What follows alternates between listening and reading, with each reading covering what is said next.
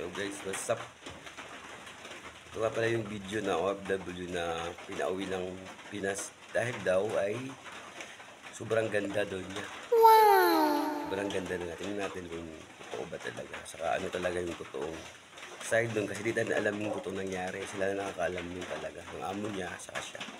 Siya talaga nakakaalam ng buong pangyayari. Kaya panoorin natin tong video na to. So ngayon po, tingnan po ninyo si ate. Ate, lapit ka ng konti sa akin. Trabaho niya sa bahay. Ano tingin niyo po ang pwedeng mangyari sa kanya?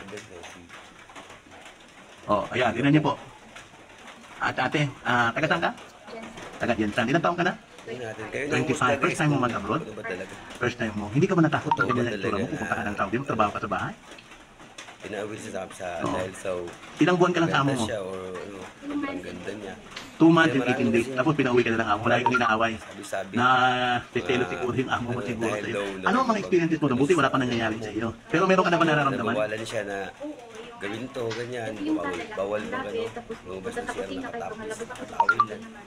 Tapos, sabi niya, punta tayo magpalaro ng bata. Pagdating doon sa palaruan, yung mga bata, may lumabantay pala. Tapos, ako, dinadala niya ako, sabi niya, balik ka, punta tayo doon. Gano'n. Hindi pala ako magbabantay ng bata, sinasabay niya ako kung saan siya. Oh, nakita mo?